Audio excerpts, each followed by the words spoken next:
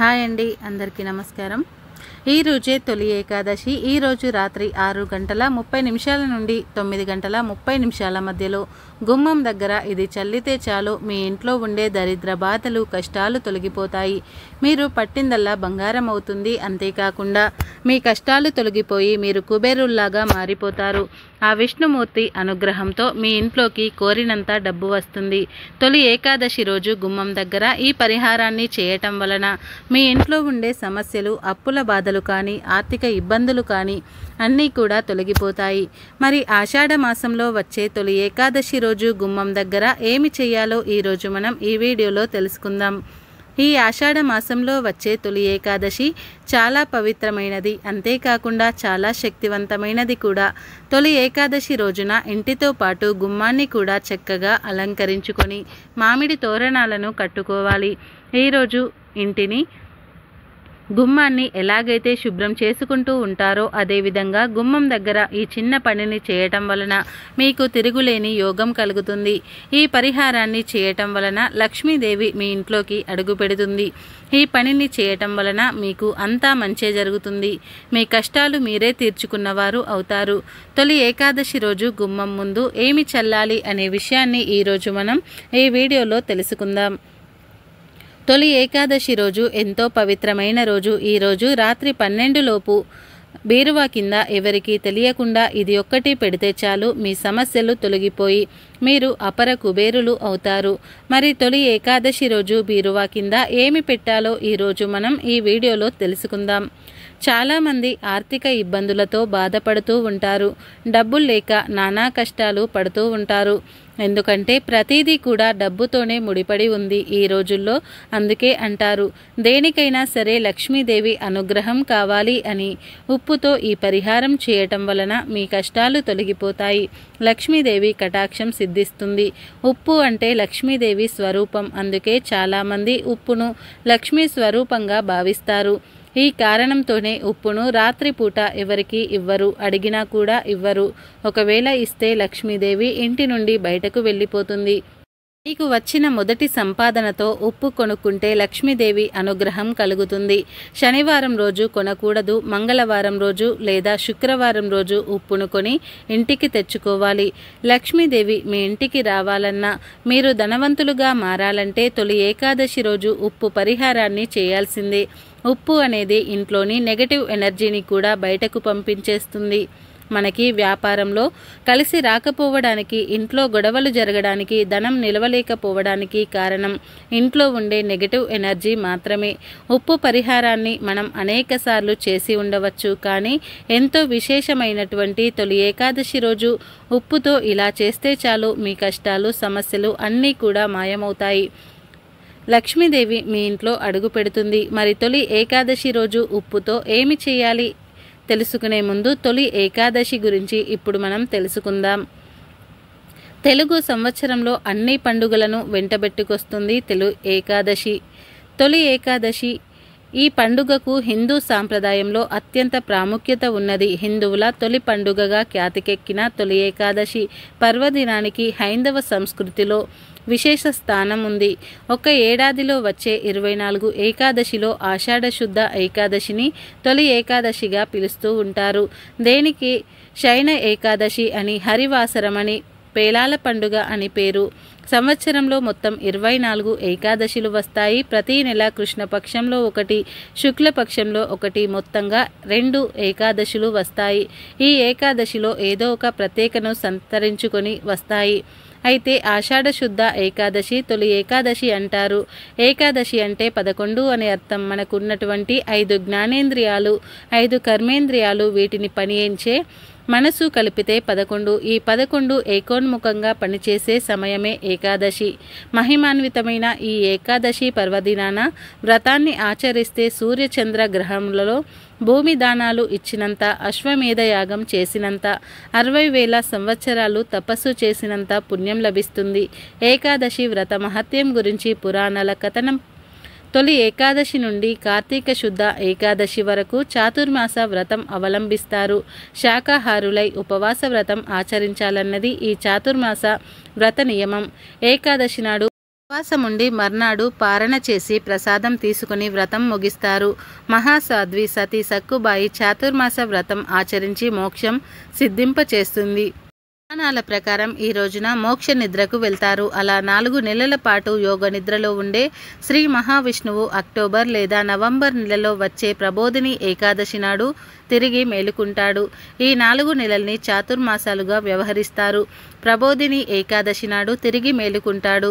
ఈ 4 నెలల నుంచి చాతుర్మాసాలుగా వ్యవహరిస్తారు. ఈ రోజు నుంచి 4 నెలల పాటు చాతుర్మాస దీక్షను ఆచరిస్తారు. ఈ 4 నెలలు స్వామివారు పాతాళ లోకంలో బలి చక్రవర్తి వద్ద ఉండి కార్తీక పౌర్ణమి నాడు తిరిగి వస్తాడని పురాణగాథ. ఉత్తరాయణం అయిన కంటే దక్షిణాయనంలో పండుగలు పర్వదినాలు ఎక్కువగా వస్తాయి. వాతావరణంలో మార్పులు అధికంగా సంభవిస్తాయి. కాబట్టి ఈ కాలంలో ఆరోగ్య పరిరక్షణ నియమాలు అనుసరించాలి. అందువల్ల ఈ కాలంలో పెద్దలు వ్రతాలు పూజలు ఆచరించాలని నిర్దేశించారు. బీరువాలో చాలామంది ప్రత్యేకమైన వస్తువులను ఉంచుతుంటారు. ఆ వస్తువులు బీరువాలో ఉంటే లక్ష్మీదేవి కటాక్షం అనేది సులభంగా కలుగుతుంది. గోమతి చక్రాలు, తామర గింజలు ఇలాంటివన్నీ కూడా బీరువాలో ఉంచితే లక్ష్మీదేవి కటాక్షం సులభంగా కలుగుతుంది. కానీ కొంతమంది దగ్గర లక్ష్మీదేవికి ఇష్టమైన గోమతి చక్రాలు, తామర గింజలు అనేవి ఉండకపోవచ్చు. అటువంటి వారు తొలి ఏకాదశి రోజు ఉప్పును ఈ మూలన పెడితే చాలు, మీ సమస్యలన్నీ కూడా తొలగిపోతాయి. ఒక గాజు బౌల్ని తీసుకొని దాని నిండుగా దొడ్డుప్పును పోయాలి. ఈ పరిహారానికి కేవలం గాజు పాత్రను లేదా గాజు బౌల్ను మాత్రమే వాడుకోవాలి. ఇలా గాజు బౌల్ నిండా ఉప్పుని తీసుకొని దానిలో 3 సార్లు చిటికెడు పసుపు కుంకుమ వేసుకోవాలి. ఆ తర్వాత గాజు బౌల్ను చేతిలో పట్టుకుని మీ మనసులో కోరికను లక్ష్మీదేవికి చెప్పుకోవాలి. ఇలా చేస్తే మీకు ఉన్న ఆర్థిక సమస్యలు, అప్పుల సమస్యలు అన్నీ కూడా తొలగిపోతాయి. కోరికలు చెప్పుకున్న తర్వాత ఆ ఉప్పు పాత్రను బీరువా కింద నైరుతి మూలన పెట్టుకోవాలి. అలా పెట్టిన ఉప్పును అమావాస్య రోజు మార్చుకోవాలి. అలా మార్చిన ఉప్పును మీ ఇంట్లో ఉన్న సింకులో వేయటం లేదా చెట్టు మొదట్లో వేయాలి. ఇలా చేయటం వలన మీ ఇంట్లో ఉన్న నెగిటివ్ ఎనర్జీ అంతా కూడా బయటకు వెళ్ళిపోతుంది. లక్ష్మీదేవి అనుగ్రహం మీకు కలుగుతుంది. ఉప్పు పాత్రను బీరువా కింద పెట్టేటప్పుడు ఎవరికీ కనపడకుండా పెట్టుకోవాలి. ఎవరికీ తెలియకుండా బీరువా కింద తొలి ఏకాదశి రోజు రాత్రి 12 గంటల్లోపు ఎప్పుడైనా సరే ఈ పరిహారం చేసుకోవచ్చు. ఇలా చేయటం వలన మీ ధన సమస్యలు తొలగిపోతాయి. ధనం ఇంట్లో నిలబడుతుంది, ధనవంతులవుతారు. అలాగే తొలి ఏకాదశి రోజు ఒక గాజు బౌల్లో ఉప్పును వేసి దానిలో 2 లవంగాలను కూడా వేసి మీ ఇంట్లో ఉన్న గదులన్నీ కూడా తిరిగి ఆ తర్వాత దానిని మీ బీరువా కింద పెట్టడం వలన వృధా ఖర్చులు తగ్గిపోతాయి. మీకు డబ్బు సంపాదన పెరుగుతుంది. దీనితో మీరే ధనవంతులవుతారు. ఈ ఉప్పును కూడా అమావాస్య రోజు తీసి ఏదైనా ఒక చెట్టు మొదట్లో పోయాలి. అంటే తొలి ఏకాదశి రోజు ఈ ఉప్పుతో ఈ పరిహారం చేసి అమావాస్య రోజు ఆ ఉప్పును తీసి బయటపడేయాలి. ఇలా చేయటం వలన లక్ష్మీనారాయణుల అనుగ్రహంతో అష్ట ఐశ్వర్యాలతో జీవిస్తారు. మరి మీరు కూడా కష్టాలతో ధన సమస్యలతో బాధపడుతూ ఉన్నట్లయితే ఇప్పుడు మనం చెప్పుకున్న విధంగా తొలి ఏకాదశి రోజు ఉప్పుతో ఈ చిన్న పరిహారాలను చేసి మంచి ఫలితాలను పొందండి. ఆషాఢ మాసం తొలి ఏకాదశి నుంచి వర్షాలు మొదలవుతూ ఉంటాయి. ఈ రోజున చేసే జాగారం కానీ పూజ కానీ మీ కష్టాలను బయటపడేసేలాగా చేస్తాయి.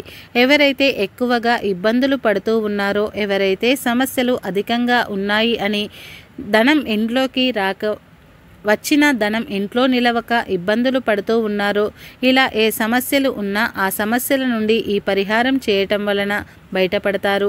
ఈరోజు మనకు గొప్ప పర్వదినం. ఈ రోజున అందరూ కూడా గుమ్మాన్ని అలంకరించి పూజిస్తూ ఉంటారు.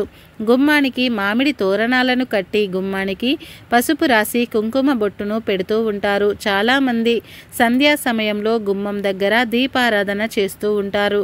ఇలా చేయటం వలన మీ ఇంట్లోకి డబ్బు ఆకర్షించబడుతుంది. మీ కష్టాలు తీరిపోయి జ్యేష్ఠాదేవి మీ ఇంట్లో నుండి బయటకు వెళ్ళిపోతుంది. దీనితో లక్ష్మీదేవి మీ ఇంట్లో అడుగు పెడుతుంది. అలా వచ్చిన లక్ష్మి ఇంట్లో స్థిరంగా ఉండాలన్నా, మీరు ధనానికి ఎటువంటి లోటు లేకుండా జీవించాలంటే తొలి ఏకాదశి రోజు సాయంత్రం 5 దాటిన తర్వాత గుమ్మం దగ్గర ఈ పరిహారాన్ని చేయటం వలన లక్ష్మీదేవి మీ ఇంట్లో అడుగుపెట్టి తిష్ట వేసుకొని కూర్చుంటుంది.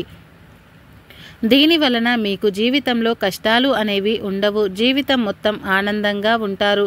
ఎందుకంటే గుమ్మం నుంచే ఇంట్లోకి మంచి చెడులు అనేవి వస్తూ ఉంటాయి. గుమ్మం ద్వారలక్ష్మి అని అంటారు. ఎందుకంటే గుమ్మం సాక్షాత్తు లక్ష్మి అమ్మవారితో సమానం. అందుకే గుమ్మంను తొక్కవద్దు, గుమ్మంపై కూర్చోకూడదని పెద్దలు చెప్తూ ఉంటారు. గృహానికైనా గుమ్మాలు తప్పనిసరి. పల్లెటూర్లలో నిర్మించుకునే గృహాలను ఒక్కసారి గుర్తు చేసుకుంటే ఇంటి సింహద్వారం ఒకటే కాదు, ఆ ఇంటిలోని ఏ గదికైనా గుమ్మాలు ఉంటాయి. గుమ్మం లేని గృహం కడుపు లేని దేహం లాంటిది, పెదాలు లేని నోరు లాంటిది. గుమ్మాన్ని సాక్షాత్తు లక్ష్మీదేవిగా భావిస్తాము కనుక ఇంటి గుమ్మంపై కూర్చుని ఎలాంటి పరిస్థితుల్లో కూడా భోజనం చేయకూడదు. అదేవిధంగా గుమ్మం దగ్గర గోర్లు కూడా కత్తిరించకూడదు. చాలామంది గుమ్మంపై కూర్చునే తలదువ్వటము, పువ్వులు మాల కట్టుకోవడము చేస్తూ ఉంటారు. పొరపాటును కూడా అలా చేయకూడదు. ఇలా చేయటం వలన లక్ష్మీదేవిని అవమానపరిచినట్లుగా అవుతుంది. అలాగే చాలామంది ఇంట్లోకి ప్రవేశించే ముందు గుమ్మం దగ్గర చెప్పులు వదిలి వెళ్తూ ఉంటారు. ఇలా గుమ్మం దగ్గర చెప్పులు వదిలి వెళ్తే ఇంట్లో నుంచి లక్ష్మీదేవి వెళ్ళిపోతుంది. తద్వారా ఆర్థిక సమస్యలను ఎదుర్కోవాల్సి వస్తుంది. గుమ్మం ఇంటికి శ్రీరామ రక్ష. ఇంట్లో అన్ని గదులకు గుమ్మాలు లేకున్నా సరే కానీ తప్పనిసరిగా సింహద్వారానికి మాత్రం గుమ్మం ఉండేలాగా చూసుకోవాలి. మనకు మంచి జరగాలంటే మన ఇంటి సింహద్వారం వలనే జరుగుతుంది. అంతటి శక్తి కలిగిన ఈ గుమ్మాన్ని అమ్మవారికి ప్రతీకగా, అమ్మవారి స్వరూపంగా పెద్దలు చెప్తూ ఉన్నారు. మరి అటువంటి గుమ్మం దగ్గర ఈ పరిహారాన్ని చేస్తే లక్ష్మీనారాయణులు మీ ఇంట్లోకి అడుగు పెడతారు. మరి ఈ తొలి ఏకాదశి రోజు గుమ్మం దగ్గర ఏమి చేయాలంటే ఒక గ్లాసుడు నీళ్లను తీసుకొని దానిలో చిటికెడు పసుపును కలిపి ఆ నీటిని గుమ్మం మీద దగ్గర చల్లాలి. గ్లాసుడు నీళ్లను తీసుకోవాలి. ఆ నీళ్లు రాగి గ్లాస్తో తీసుకుంటే చాలా మంచిది. ఎందుకంటే రాగి ఇంట్లో ఉన్న చెడును తొలగింపచేస్తుంది. తర్వాత చిన్న అత్తరు బాటిల్ను లేదా ఏదైనా పర్ఫ్యూమ్ను తీసుకోవాలి. ఎవరైతే ఇంట్లోని ధనం రావాలనుకుంటున్నారో, అంటే ఎవరికైతే ఆర్థిక సమస్యలు ఉన్నాయి అని అవి పోయి ఇంట్లోకి ధనం రావాలని కోరుకుంటున్నారో, ఏ సమస్యలు లేకుండా ఎవరైతే జీవించాలనుకుంటున్నారో వారు ఈ పరిహారాన్ని చేసుకోవాలి. రాగి గ్లాసులో కొద్దిగా నీళ్లను తీసుకొని దానిలో 2 లేదా 5 చుక్కలను ఆ నీటిలో అత్తరును వేయాలి. అలా కలిపిన ఆ నీటిని మీ ఇంటి గుమ్మం దగ్గర సాయంత్రం 5 నుండి 6 గంటల మధ్యలో చల్లాలి. ఈ పరిహారాన్ని సాయంత్రం సంధ్యా సమయంలో చేసుకోవచ్చు లేదా రాత్రి 6:30 నుంచి 9:30 మధ్యలో చేసుకోవచ్చు. ఎప్పుడు చేసినా అద్భుతమైన ఫలితాలు వస్తాయి. ఆ నీటిని చల్లడం వలన మీ ఇంట్లో ఉన్న జ్యేష్ఠాదేవి బయటకు వెళ్ళిపోతుంది. జ్యేష్ఠాదేవి బయటకు వెళితే లక్ష్మీదేవి ఇంట్లోకి అడుగు పెడుతుంది. దీని వలన మీ కష్టాలు, సమస్యలు అన్నీ కూడా తొలగిపోతాయి. అంతేకాకుండా మీ ఇంట్లో ఉన్న నెగిటివ్ ఎనర్జీ అనేది బయటకు వెళ్ళిపోతుంది. మీ కోరికలు నెరవేరుతాయి. ఆనందంగా ఉంటారు. లక్ష్మీదేవి అనుగ్రహంతో ఐశ్వర్యాలతో జీవిస్తూ ఉంటారు. అలాగే గంధాన్ని తీసుకొని దానిలో గంగాజలం లేదా నీళ్లను కానీ కొద్దిగా పోసి దానిలో 2 చుక్కల అత్తరుని కలిపి పేస్టు లాగా చేసుకోవాలి. ఆ పేస్టుతో మీ ఇంటి సింహద్వారం తలుపులకు ఓం గుర్తులను కానీ లేదా స్వస్తి గుర్తును వేసుకోవాలి. వాటి మీద కుంకుమతో బొట్లు పెట్టుకోవాలి. ఇలా చేయటం వలన లక్ష్మీదేవి మీ ఇంట్లో అడుగు పెడుతుంది.